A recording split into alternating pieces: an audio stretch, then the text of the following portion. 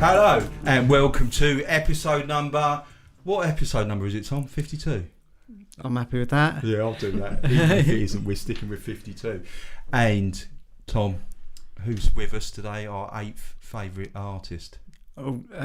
Sixth. Oh my God. No, hang on a sec. We're supposed to have... I'm supposed to be consulting about this, Tom. Oh, right. Sorry, 8th. Yes. Yeah. Cheers. Overruled. That's how we do things here. Hello, Lucy. You all right? I'm good, thank you. How are you all right with your status of being 8th? Well, I was delighted to be 6th for, what was that, approximately 2 seconds, maybe? Yeah. I had a heyday. I had a moment there. The Tom giveth and the Marcus taketh away. Yeah, well, I could have argued for you a bit stronger. I thought she was our show's favourite artist. No, 8th. 8th. Stop it. Can you give us the rundown of our... No. Yeah, who's above me in this list? Yeah. We can do something about those 7. Yeah. Yeah. I need to what do you know. I mean? want Bump names. them Bump them off, yeah. Right, so today I thought I'd pick a fun, pioneering artist. Great. There's a lot of silence there. I didn't know how to build it. An Italian artist called Piero Manzoni. Manzoni! We've talked about this before. You're really good at pronouncing foreign names because you've watched so much football, don't you? All right, do you want me to try and pronounce it? Go on, pass us the bit of do paper. the whole name. So he was born in Are you 1933. doing the biography? Oh, no. Oh, okay, do the biography if you want, Tom. You do it. His full name was Count Moroni Manzoni di Chiosca e Poggiolo. Poggiolo. Right, I think He was a count. Yes, he was from an aristocratic background. Oh, right, yeah. So he had a sort of the standard Catholic upbringing, whatever the standard Catholic upbringing is, and he didn't go to art school, and he actually made his artistic debut in 1956, and what he did then was what would be described as anthropomorphic paintings, sort of human-like shapes and silhouettes of objects, and they were very textural, and that's how he started off. But he's actually a really revolutionary and fun artist. I mean, he's the artist that's influenced so many, such as Marina Abramovich and Damien Hirst, Gavin Turk. So he's a really important artist. He's an artist who's set the example of being an artist that just said, do whatever you want. The Rules of Art by Count Manzoni. Yeah, anything can be art. Anything you want to do, just do it. It's art. He sounds posh, doesn't he? Yeah. I've got... Do you know, you wouldn't believe it, I've got grade 2 poetry reading. Is that even a thing? Poetry reading? Yeah.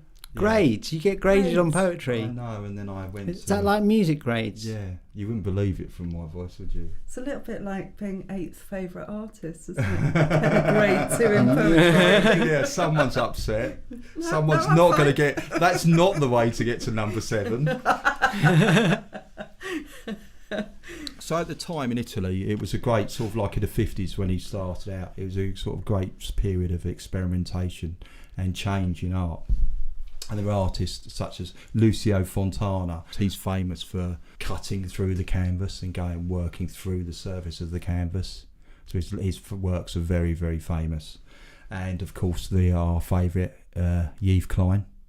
Probably about number 5, I would think. Yeah, I'm not sure. Who's Yves Klein? Have we done Yves Klein? Blue. In our Blue special. Blue. Yeah. So all these artists were around at the time. And Manzoni decided to create these works. Now, what these works were called, they were called achromes, and they were works on canvas or on a wall, and they were all white, and basically that would say they had an absence of colour. He wanted to create works that had nothing to do with narrative of the artist, so it had to all be about the work, the material process.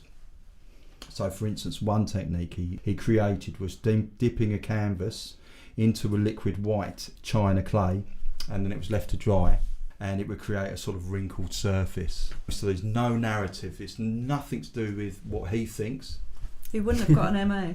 Wouldn't he? No, Why not? because it's all about the narrative. Oh, really? Yeah. Oh, that's strange. Even if you don't want it to be, it is. So what he did was, as well, is he would use materials like cotton, sometimes felt, fiberglass, polystyrene. He even once put bread and painted them white, and sort of bread rolls. Well, the bread on the wall that you mentioned, that reminds me of the banana on the wall that we had. Well, that's the thing. It's another Italian, isn't it? Maurizio Catalan. So Absolutely. that's the whole thing. You know, there's a whole line. A lot of artists have been influenced by it. A lot of Italian artists have been sticking food on the wall. I went to see an artwork recently of sandwiches in resin. Nice. There you go. Yeah. Sandwiches in resin. Yeah. So you can't eat them. Yeah, but they were preserved. Nicely preserved. All right, yeah, for future scientists. Yeah. I think the idea was, it's something that's very representative of our time, and no one ever goes to preserve those kind of things, do they? Yeah, so in a future Jurassic Park, we can have those sandwiches. Yeah. Well, it's not a very good Jurassic Park because there won't be any dinosaurs, it'll just be humans. And sandwiches. Yeah, Sandwich Park, maybe.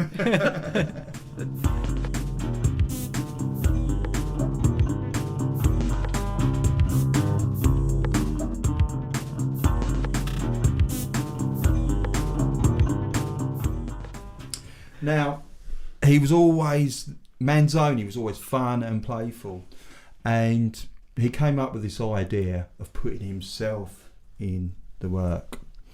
And so what he thought he'd do is he'd use his breath to create the work. So he actually produced a work called Artist's Air, and that came out around about the late 1950s. Well, actually 1959 to 1960. And what this work was a little box, and it had a mouthpiece, a tripod, and a deflated balloon. And he made 45 copies of these. And the person who purchased it could either blow up the balloon themselves, or for an extra 200 lira, Manzoni would inflate the balloon for them. Now, that's not very much, is it, 200 lira? I imagine even in the 50s or whenever this was. It's probably quite a bargain, really, if you think about how much it's worth now. Didn't you say per litre? Yes. Which is... Oh, 200. Adds interest, because I think they were quite big balloons. Oh, right, okay, yeah. So the idea was, and he's done other ones where he's just produced a balloon, so similar sort of thing, and put it on a plinth, and it's been tied to a piece of string, and there's a little bit of just two lead weights that hold the balloon down to the plinth that it's placed on. And the idea was that behind them was, he was saying, when I blow up a balloon, I'm breathing my soul into an object that becomes eternal. So it's this idea. He hasn't been to many birthday parties, has he? Well, he certainly hasn't cleaned up after them, has he? No, yes. Yeah, go on, sorry. You would have him round for birthday parties because the value, your birthday party would become an investment rather than a drain. It'd be expensive to blow up all the balloons, though. Yeah. Yeah, you wouldn't have him round, that Manzoni round. Yeah. Is he still alive, Manzoni? No, he died aged 29. The thing is also with this work is it's kind of, he was using rubber, so it's very ephemeral, sort of very fleeting. And, because obviously the balloon kind of deflates over time, and it's like I don't know if you've heard of Memento Mori, which are a series of paintings that show objects like skulls and timepieces. And basically, Memento Mori means remember you must die. And it's kind of like a painting that people would have on their wall to remind them that, cheery, have a good time because you're going to die. These works almost like that. It won't last forever, this breath, this piece. It will eventually sort of wither away and end up becoming nothing. Yeah. And interestingly enough, this is a question that I've always thought about, is in the Tate, they've got one of his balloon pieces, and it's now just a plinth with a red, sticky looking balloon mess. It's just the remnants of a balloon with no breath in it. Yeah, how did he die? Because, was he planning his death at this stage he was making this piece? No, was it part of the piece, his death? Attack. Yeah. Yeah. All right, yeah. So, blowing up too many balloons, maybe. The question is that in the tape piece, the balloon's completely gone, so his breath's gone. Is it still art? It depends if the art in that piece was the breath, was the actual physical air inside the balloon, whether it was the balloon. or if it was the concept of the breath having been in the balloon, because that's still there. He described it as his eternal soul. Yeah. So if you want to go and look at deflated balloons, head up to the Tate Modern.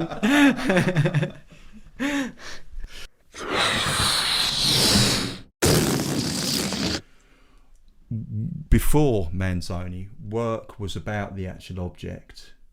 And when Manzoni came along, he said, no, work doesn't have to be about an object. It can actually be about the thought, the idea. And he produced several works called line works. And what he did was he printed a line on a long sheet of paper, and this was then coiled up and placed inside a sealed container. And a label on the outside guaranteed the date and length and author of the work. And many of these were produced with different lengths. And they were sold under the condition that they would never be opened. So we've got a Schrodinger's art situation again, haven't we? Yes. Because we don't know that that's in there. No, you don't. And if they open it, Then it's not that art anymore. With these works, he continued to do line works throughout. Was there a question of whether the art was in there or not, or did he just say it was in there? They don't know. He did draw line work. Apparently one has been opened and it did have a line in it. Yeah, you presume there would all be lines in. I don't know about your piece, but I presume in this it sounds like there would all be. So why would he specify that you're not allowed to open them and have a look? Yeah, that you're not supposed to. That's the point. It's the idea of there being work in the box, not the actual objects itself. Yeah. This is a theme that he ran with throughout his life. His short life. Yeah, his short life. And he even produced a ridiculously long line. This we do know about because he did it as a kind of performance. He produced the longest line in the world, and it was 7,200 metres long in 1960. I don't know if it's the longest line, but longest printed artwork. That would put off Mick Jagger, wouldn't it, a line that size? Other pop stars not allegedly doing things are available.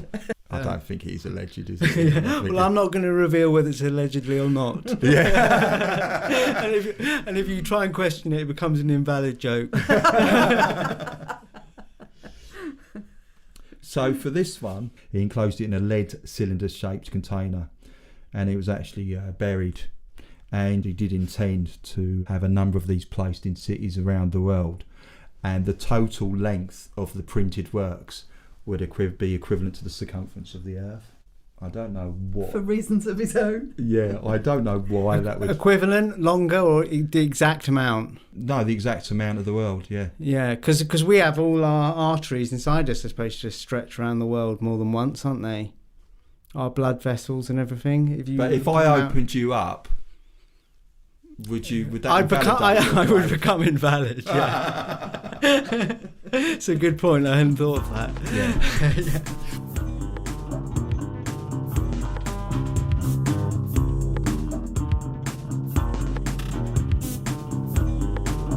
He also did performances and things where people could interact with the art, and one of his most famous works was called Consumption of Dynamic Art, and it came out in 1960.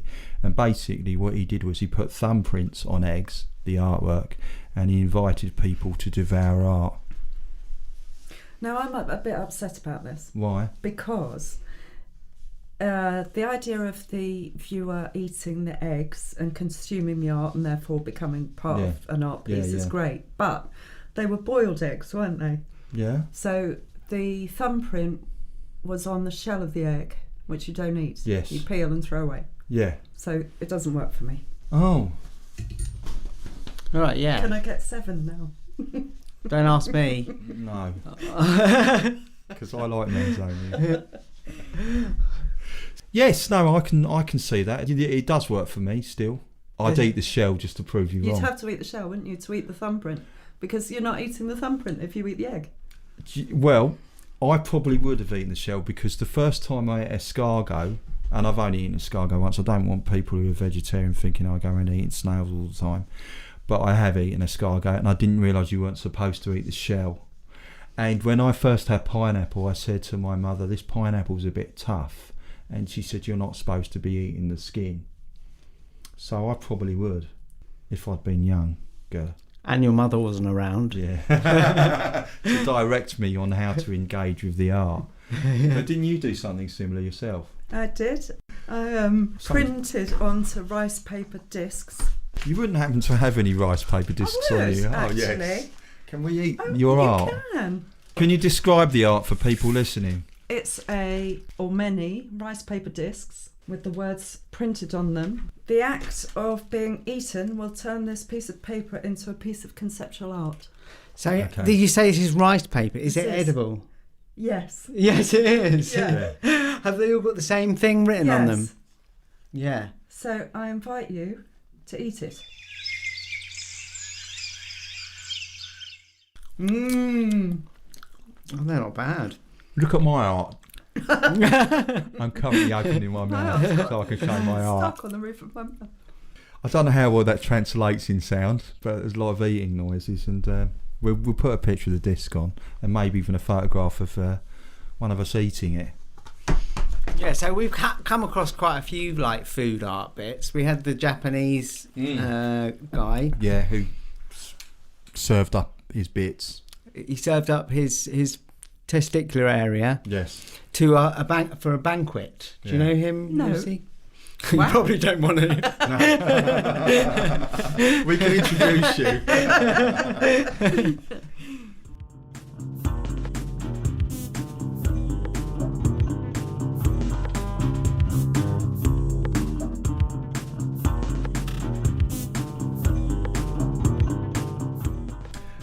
As well as performances, he was one of the first artists to sort of like look at self-promotion and getting himself known.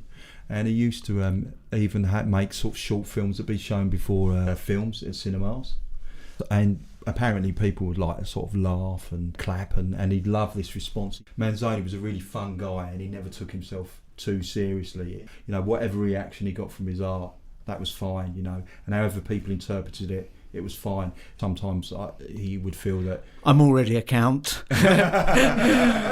Do what you want with my art. I don't really care. I'm a count. His view was let the work speak for itself and let people interpret it. And one of the ones he did, which was I thought it actually was quite humorous. He had a life model. And basically, he was making portraits, and the way he made portraits of his life model was he would just take a balloon and inflate it. What, like a clown would do at a children's party? Yeah, but just a balloon. There was no kind of like. It was just a balloon, and he would just blow it up, and then whenever he felt it was the right size, that would be it. That would be the work done. Yeah, so he didn't have any known mental deficiencies. Well, no, he didn't. Well, no, he didn't.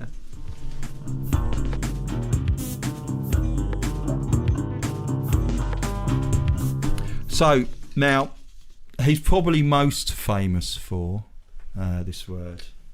He made it in 1961, and it's called Merda d'Artista, which means artist. Artist shit. Oh, you said it. Sorry, Tom. I'm not. This will be the one and only time you don't get bleeped. So enjoy that word. Oh right. Enjoy that. Shit. I'm so sorry. It's like Ron Seal. Like Ron Seal. Is it like Ron Seal? Is that what it looks like? Ron Seal. Yeah. Don't you do any DIY around my flat? Oh, okay. If you think Pooh's like Ron Seal. No, but is that what it looks like? That sort of tin? No, the tin is actually it's shaped like a tin that you would get sort of a meeting, and on the tin reads the words artist shit, and contents 30 grams net, freshly preserved, produced and tinned in May 1961. Now what he did was he actually produced 90 cans, and in it he apparently sealed his own poop. See, if only Andy Warhol had heard about this. He probably did hear about it, didn't he? But he decided to put soup in his tins. Yeah. But there might be nothing in either tin. Well, that's the question. They might have made the same tin. Oh, right, that's possible. They could have done, yeah. Well, it's interesting because his sister always maintained a doubt as to what they contained. He once asked her where he could obtain 100 cans of cheap meat, and she felt that he's not one for waiting to do 100 or 200 yes. to fill the cans. He wanted it done in the afternoon. Yes, that's exactly the point. So if he's got an idea, he's not going to wait around to actually execute the idea. So that's why she thinks that they may not actually contain anything. Yeah, well, he could have asked his sister to get the meats because he knew what effect they had on his bowels. The thing is, he wanted to create a work that was really intimate and personal to the artist, and I suppose you can't get more personal than your poop. Yeah, I mean, intimate might be a stretch too far for your poop. Personal, okay, I'm happy with that word. Intimate. And interestingly enough, in 1962, he sold one of his cans in exchange for 30 grams of 18-karat gold.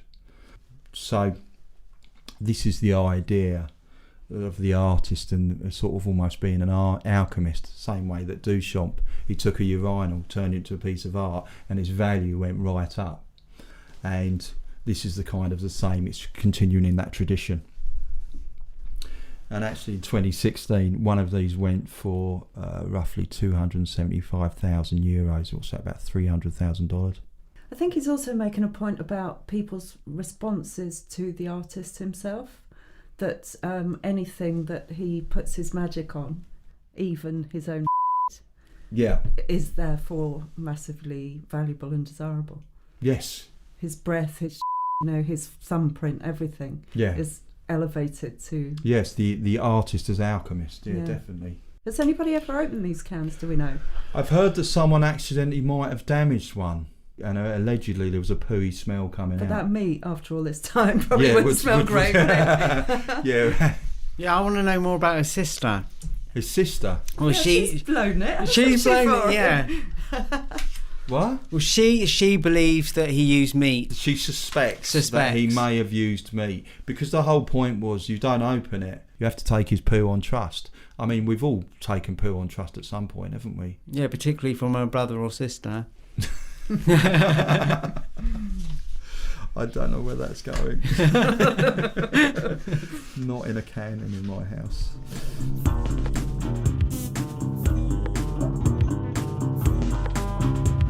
He had this idea of transforming people into works of art as well.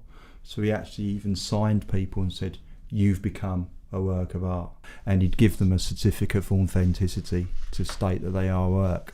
Yeah, I mean, that's like, there's got to be some copyright issues there. What's that? With God. With God. Well, at least with God, or with your parents. Yeah. Well, he went one further. In 1961, he created an upside-down plinth, which he placed on the ground, and it's called Socle du Monde, which is base of the world. And it was an upside-down plinth, and it made the whole world a work of art. He just won art with that piece, didn't he? Yeah. He won everything. Nailed it. Yeah, everything. And everything is his art. Yes. And also I like the fact that it's upside down, and it's kind of like a crazy, topsy-turvy, upside-down world. And I think we still live in that.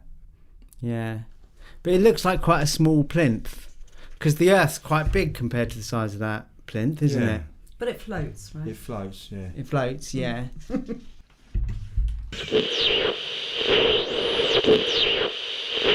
Now a short advertisement break. Hello, delivery! Hello! Oh, hello there. I've got this turtle art print for you. Can you sign, please? Of course I will sign. You, sir, are a work of art. Oh, sign my arm. I can't believe it. I've never been so insulted in all my life. If you would like to receive a turtle art print without having to talk to pesky delivery men, or indeed give your signature away for free, head on over to modernartistrubbish.com, where you can subscribe and download a high-definition turtle art print for absolutely free. Now, in 1963, as we've already mentioned, he died of a heart attack. But the final piece was created not by him, but by another artist, a contemporary of his called Ben Vautier. And what he did, he actually signed Manzoni's death certificate and then declared it to be a work of art. Good for him. But his art.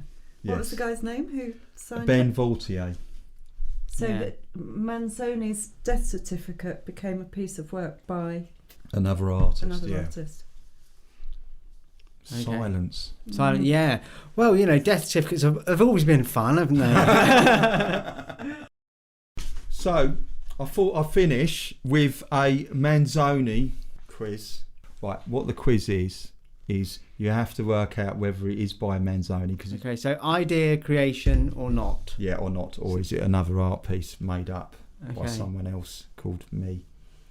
And it's called Manzoni or Baloney quiz. Manzoni or baloney? Yes. Number 1. Was this an artwork or a concept by Manzoni to create an artwork using vials of his own blood? No, somebody else. Yeah, no. It's too difficult for him to do in a day because he'd pass out. Yeah, but he could use something else, couldn't he? Just say he had. Wrong. Damn. It was. Right. Next one. A sign placed at the start of exhibition with several artists. All the works in this exhibition are part of a greater work by the artist, signed Manzoni. So basically he places a sign at the start of an exhibition and all the works contained within that exhibition are declared by him or part of his artwork. So if he didn't do that, I'm definitely going to. Yeah, it sounds like someone else maybe. That's just, or you just made it up. But I'm going baloney as well. Baloney. Baloney. Yes, it's something I made up. That's good. Yeah. Right. That's good. Okay. A series of impossible sculptures only possible to be seen in the imagination only. It's like Yoko Ono again. Manzoni or Baloney? Only possible to be seen in the imagination. Yeah. Because they're impossible sculptures. So I'm calling baloney. Yeah, I'm calling Yoko. Yeah, it's mine. Yeah. Okay, right, next one. A magic box that people can stand on and they themselves become works of art. Manzoni. Yes. Finally, last one. Placing dead people in acrylic see-through boxes. Oh, come on, we've all done that. Well, that goes on with his mortal whatever. What was that thing? Memento Mori. Yeah, Memento Mori. So maybe Manzoni? Yes! Yeah. Right. I declare the winner, me. Okay, well done, Marcus. Well done. We're so very good.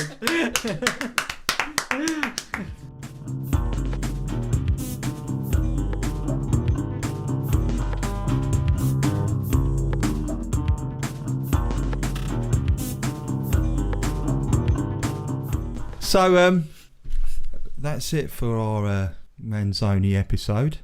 Thanks for coming along again, Lucy. Pleasure, thank you. You're still number 8. Oh. So what number am I? Number 5, Tom. Number 5. Wow. Number 5. God, I've never even made a bit of art. So that was my second and last Yeah. So just to say to people, if you head over to the website, you can see links to the images we talked about. And please remember to subscribe to our email list and join us on Facebook, Instagram, Patreon and Twitter and Pinterest. So it's just bye, isn't it, Tom? Bye. And bye, Lucy. Bye. Bye. Bye. Bye.